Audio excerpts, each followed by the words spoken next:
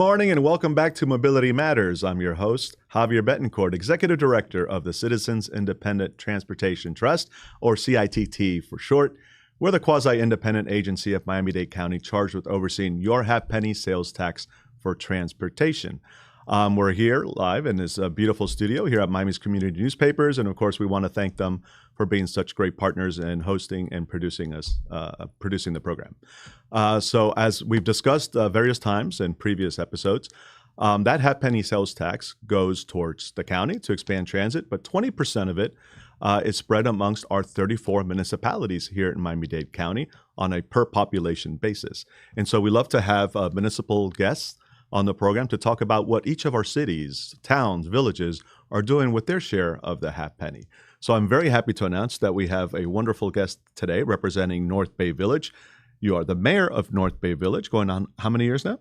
It's about 6 months. About 6 months, but Yeah. those 6 months I'm sure feel like 6 years in many ways. So welcome to the program, Madam Mayor. This is, by the way, I should announce her name, Mayor Rachel Streitfeld. Mm-hmm. Right? Did I get that right? Streitfeld is close. The other way around. So I apologize. I knew I was going to get it wrong. You're fine.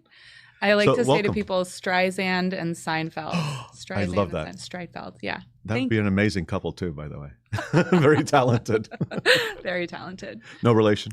No, That's why I don't want- no, unfortunately, no. Excellent. So tell us about, first of all, tell us about North Bay Village. It's one of our smaller municipalities here in Miami-Dade County, at least geographically, by population. Mhm. You know, I think people would be surprised how many residents you have, given the density. Yeah, we have about 8,500 residents according to the latest census.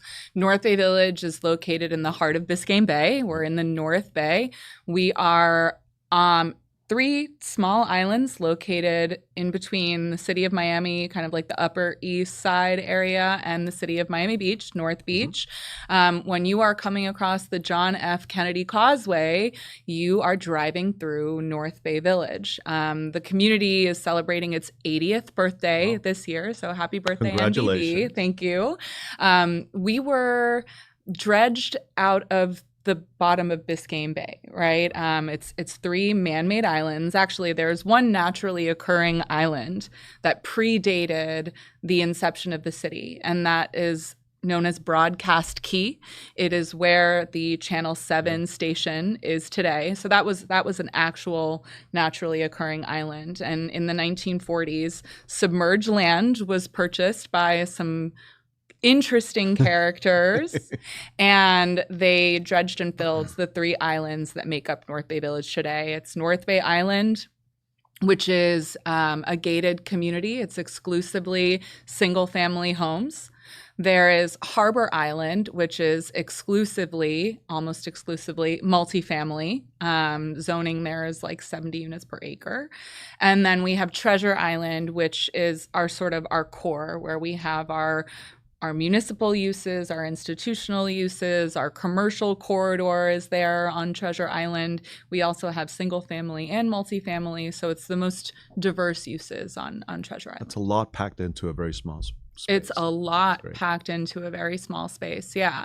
And you can walk from one corner of North Bay Village to the opposite corner in probably 45 minutes if you wanted to. And how many years have you lived there?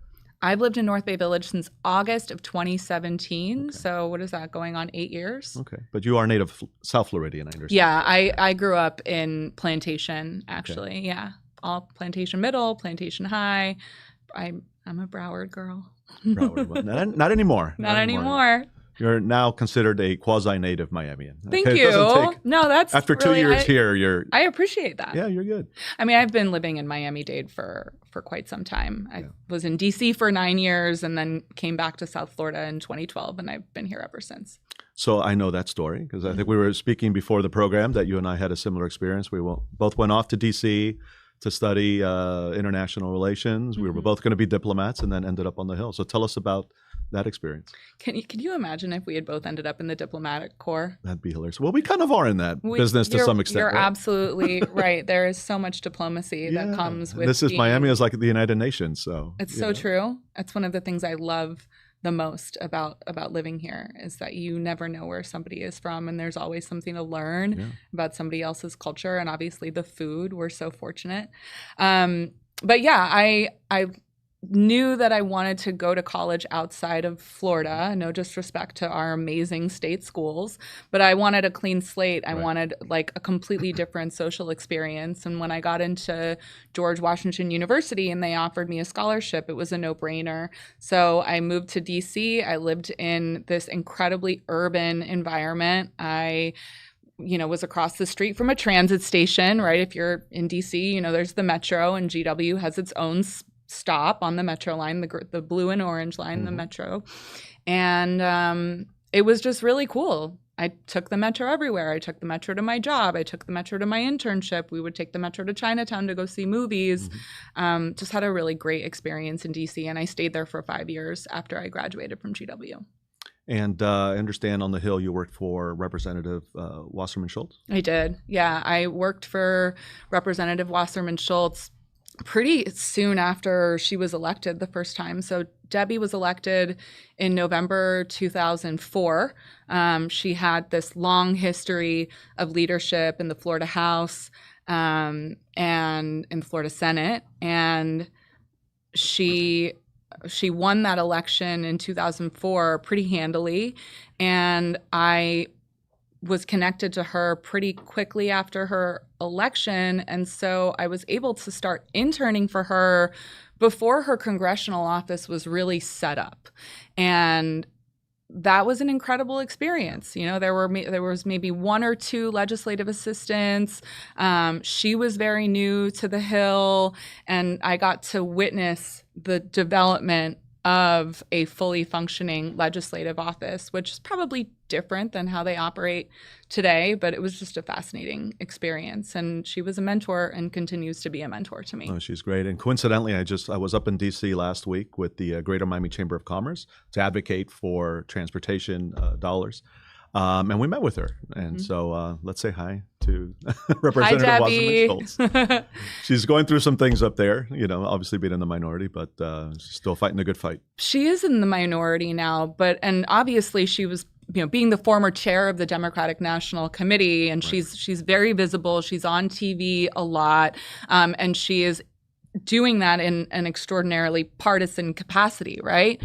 But behind the scenes, anyone who has any experience on Capitol Hill knows that she has some of the best credentials for working across the aisle, particularly as it relates to Florida issues, right? The Everglades being a big one, infrastructure investment, healthcare, Medicare, Medicaid for Floridians. I mean, she works across the aisle like, no one I've ever seen. And I think we can say that the South Florida delegation in particular does work very well together across party lines, always in the interest of South Florida, where we have aligned interests, right? Absolutely. And so thank you. Thank you for what you all are doing. But now we're going to go from DC back to South Florida. So what made you move back? In my case, it was 9/11. I think we discussed that, right? Yeah. We were worried that at any moment a dirty bomb was going to go off. It was freaking out my family. Javier was working on the Hill at that time on 9/11. We won't talk about that. This is all about you.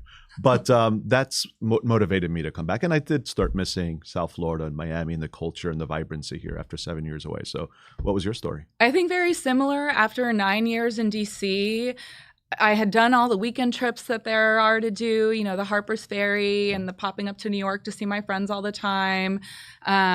I had really squeezed a lot out of my 9 years there. And I was there was a lot of gray. People like to wear gray in DC. The weather was gray. Everything is white, buildings right? downtown are, I was like, there's a lot of gray here. Yeah. And I was coming back home to South Florida for my job. At that point, I was working for an advocacy organization. And I was coming back to South Florida a lot for my job. And I had this moment. We're on a transportation, podcast. So this is like probably not on brand. But I was sitting in traffic on I-95, sitting in rush hour traffic on I-95, absolute parking lot, not going anywhere. And it was like 5 o'clock rush hour. And if you're local, you know that the Power 96 traffic jam is amazing. And I was just having a party in my car, and to have been like that happy and feeling at home, like this is my place, this is where I'm meant to be, while you're stuck in a traffic jam, I was like, I'm ready to come home. Yeah. Like I miss it here. It's crazy. It's beautiful. I think I took it for granted growing up here. Agreed. You have to go away to really appreciate it. You have to go away. Totally. I mean, even if it's just for a year, and it really doesn't matter where you go. But having that time away really made me appreciate the amazing diversity and chaos and circus and beauty that is the Magic City.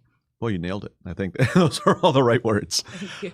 Now, in my case, that's what motivated me to become an urban planner. I'm like, okay, I'm going to come back, but there are things, particularly transportation, about South Florida that I don't like. Having lived in D.C. and enjoyed that amazing metro system, I'm like, my gosh, why can't we have that back home? And that's what motivated me to get into public service locally here in Miami. I don't know if your story is the same. What led you? You're an attorney by trade. Mm-hmm.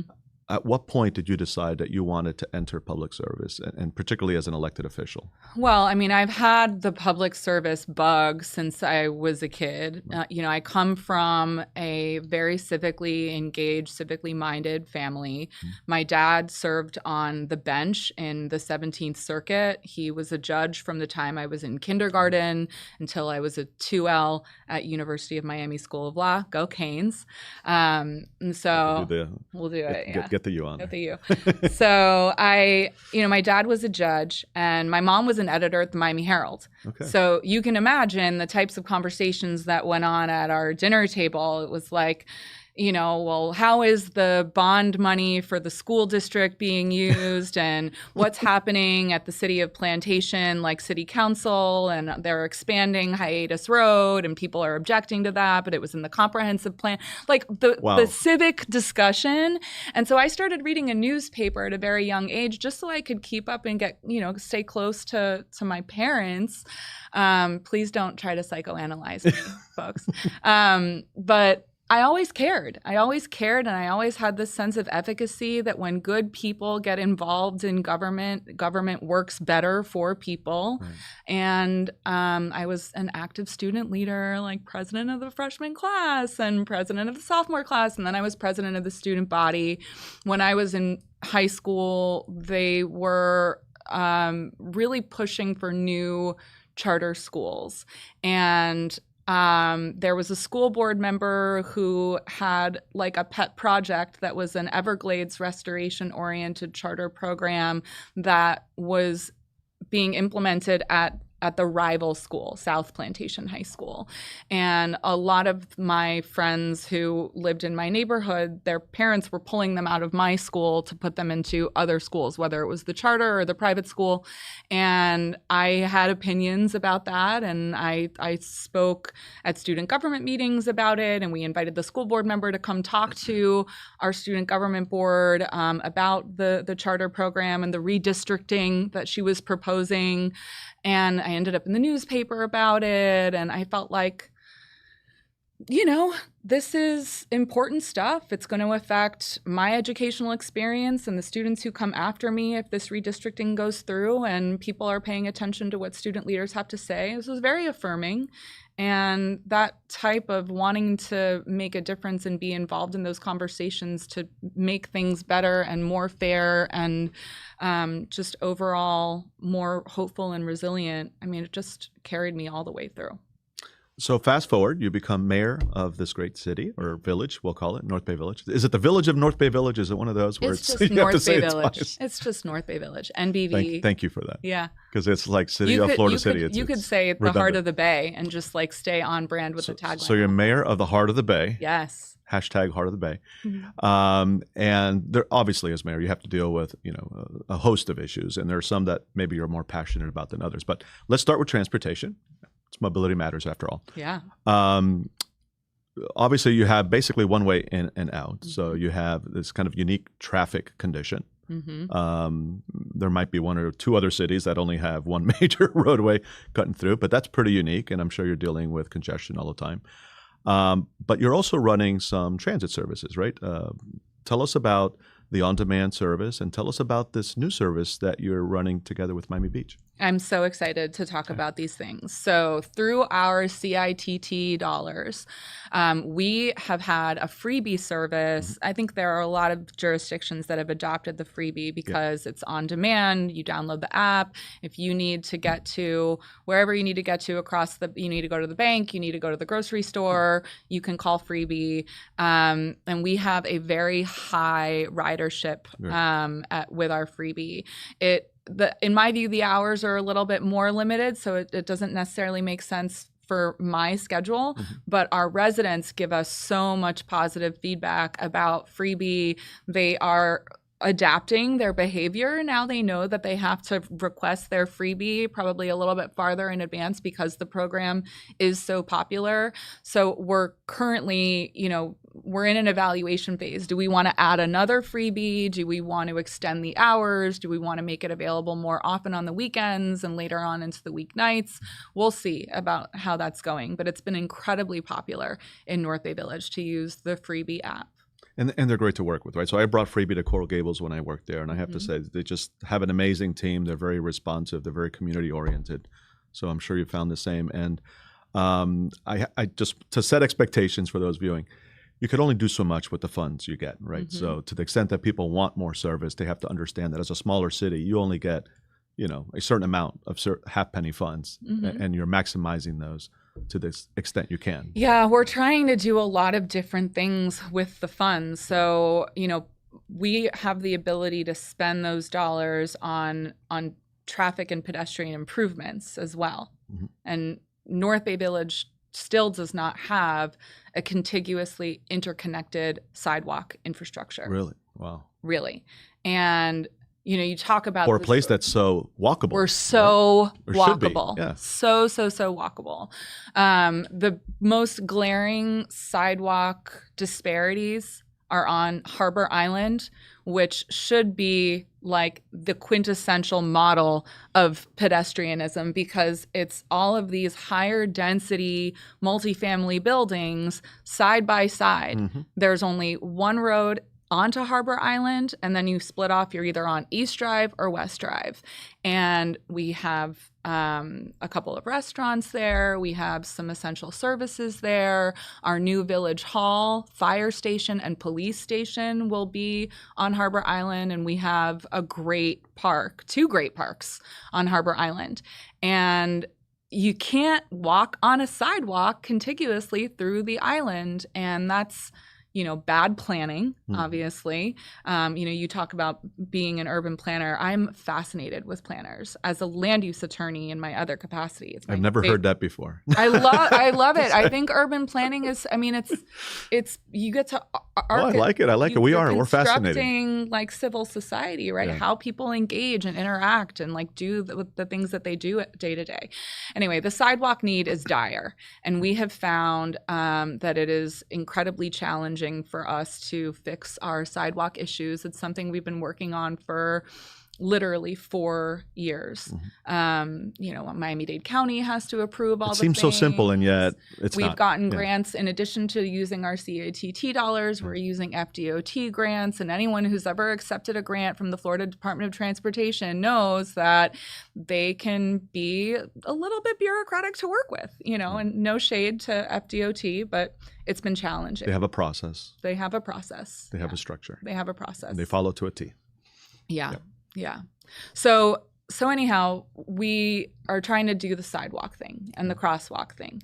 And then separate and apart from that, we are looking to expand the Miami Beach Trolley to North Bay Village. And this is a relatively new initiative. The Miami Beach Trolley has a North Beach loop.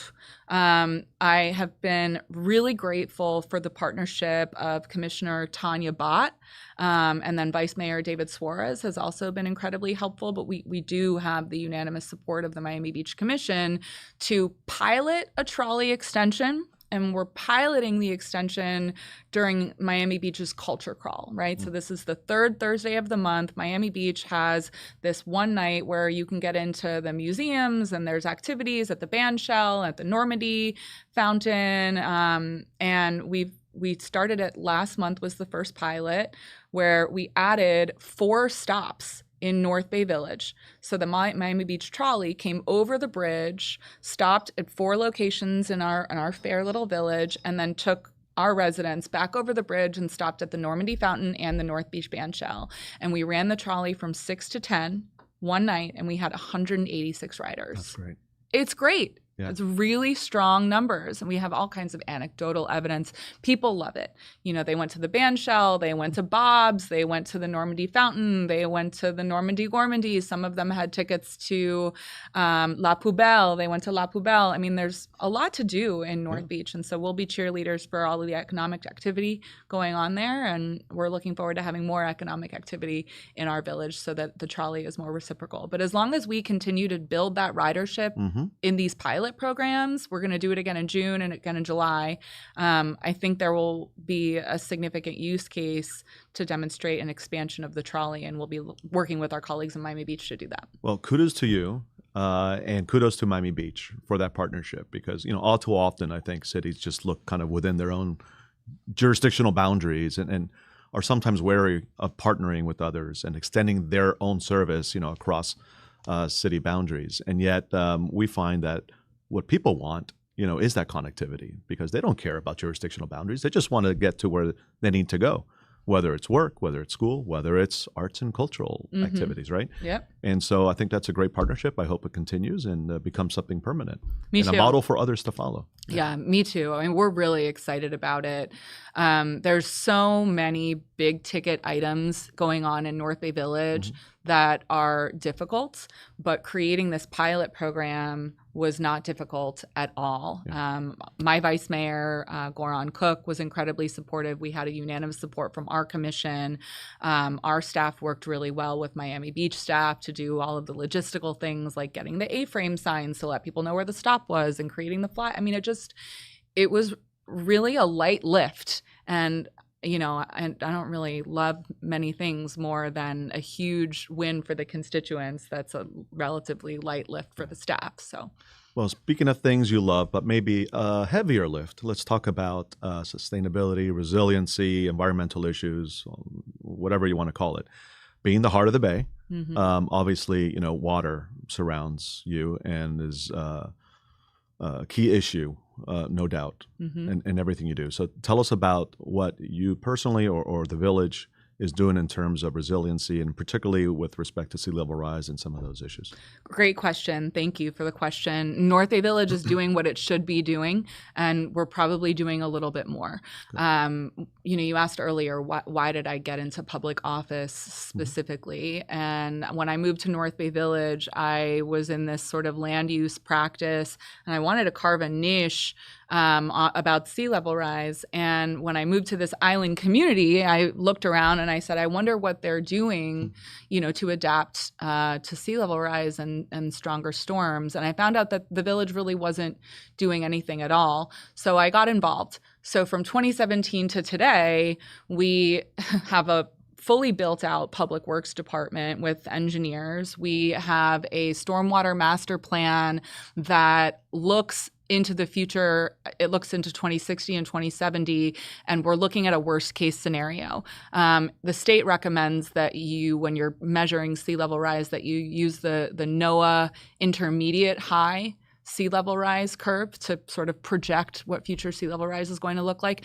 North Bay Village's stormwater master plan uses the high sea level rise as opposed to the intermediate high, because we wanted to plan for a worst case scenario.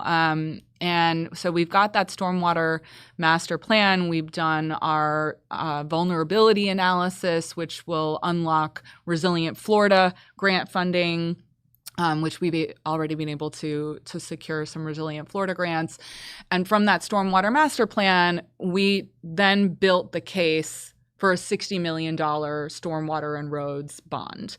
And that bond was approved by over 2/3 of North Bay Village voters.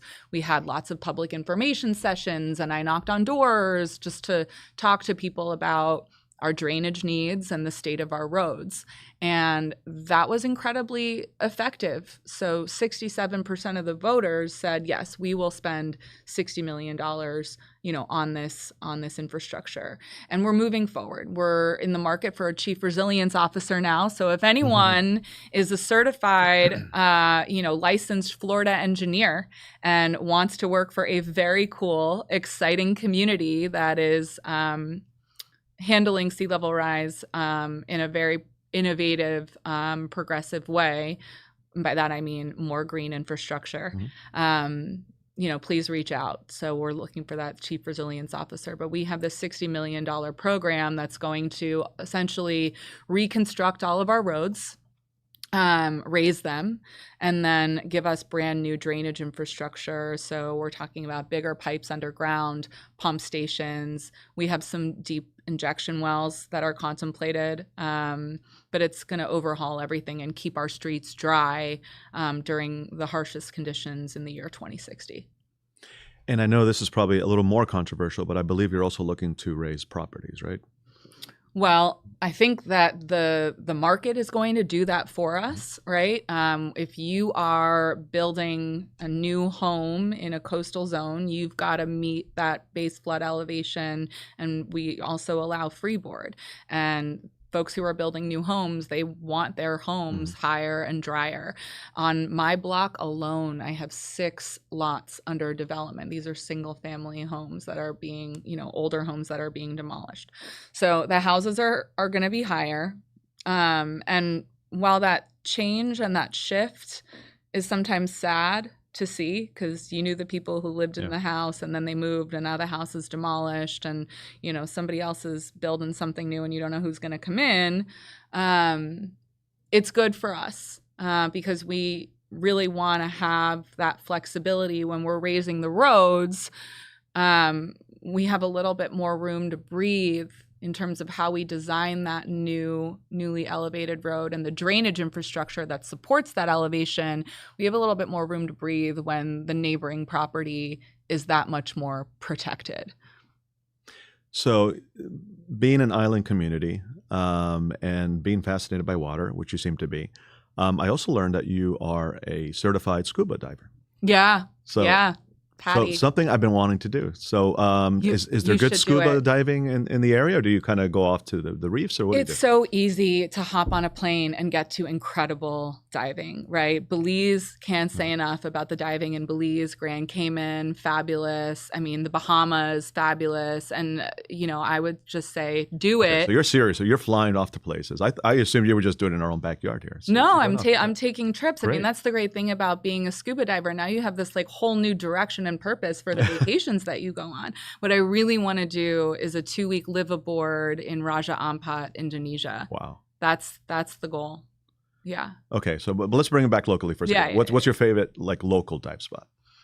I don't have a particular reef, but going out in Isla Morada is, one of the easiest things to do. It's a great weekend trip, and I find that the dive captains down there are just so wonderful, and they're so happy to share their treasures with you. I love the Florida Keys, and if I could get down there every weekend and dive it until it's gone, I would. And that's sad because it's kind of like a ticking. We're losing it, right? Yeah. I mean, have you encountered the bleaching and all that on some of these? Yeah. Well, that's sad. Yeah, it is. Right. Yeah. I mean, it feels like you're floating through a graveyard sometimes. Yeah. Yeah. Well, let's not end on that. No. Point. So, okay, we've talked about resiliency, transportation, scuba diving, and any last thoughts? Sidewalk connectivity. I would just say, you mentioned this earlier, we're in a unique position where we have this one main road that runs through our city and we don't own it, right? FDOT, right? FDOT owns it. And that means that we're kind of limited in terms of what we can do. So we're really again, collaborating with Miami Beach to sort of leverage the political power of the two municipalities together to make sure that there are protected bike lanes on the Kennedy Causeway so that folks can, if they don't want to jump on the trolley or they don't want to get in their car, they can get on their bikes or get on their rollerblades and get over to the beach in a safe way. So getting those protected bike lanes is going to be absolutely critical for connectivity and mobility. That's fantastic. I used to bike to work, and so protected bike lanes are definitely a wonderful thing to have. It's not it's particularly safe without them. So no, that's great to hear. And do you have some momentum under that? We have a little bit of momentum, and I'm sure that when we fully turn our attention to it at the right moment, because FDOT is in the middle of kind of a PD&E study for some things, we will bring up that momentum. That'd be great. I know that the Miami Beach Dais is looking forward to also getting those protected bike lanes. And Miami Beach has been a leader, I would say, in kind of creating a bike-friendly community. And of course, they have, I think is it the Atlantic Greenway along the ocean? Carla, do you know? Is it Atlantic? Anyway, yes. Yeah, I believe so. Yeah. Which is an amazing facility. Boardwalk, the boardwalk is part of that greenway that literally goes all the way up to Maine, right? Right, that's the one. Yeah. So if you could connect to that, that'd be fantastic. Yeah, absolutely. Well, great. Well, next time I have you on, you're going to provide an update on those efforts, and hopefully it will be built and people are riding and enjoying life. I look forward to that. And hopefully that wonderful new trolley service with the beach will become a permanent service. Yes. And hopefully you'll be higher and drier, and our coral reefs are going to come back to life. So optimistic. I love it. You have to be. We have to put the vibes out there. We right? have to. Absolutely. Madam Mayor, is there anything else you'd like to share with the audience? No, thank you so much for having me. If they're interested in learning more about you or the city, where should they go? What's your website? Sure. It's northbayvillagefl.gov. It might be .com. Don't quote me on that. But North Bay Just Village, Google it. Yeah, but you can also follow us on Instagram. It's North Bay Village on Instagram, and I'm on Instagram as well at NBV Rachel. And for residents, you can sign up for our newsletter. The link is there in my bio. And we're just doing everything that we can every day, doing the best that we can on a very lean staff, lean budget to make our community more livable, thriving, and more resilient. Wonderful. Well, Madam Mayor, thank you, number one, for being a guest on my program. You're welcome back anytime. Thank you for everything you're doing and for leading the way on all these wonderful initiatives. Really appreciate it. I can't thank you enough for the guidance that you have provided to us, how to most strategically spend our CITT dollars. We've had some really productive meetings, and you've been a huge help to our village in some other respects as well. So thank you for having me. Thank you, and keep up the great work. Thank you. Okay. Folks, that's all the time. Well, thank you. Look, we're shaking, and we'll hug it out later.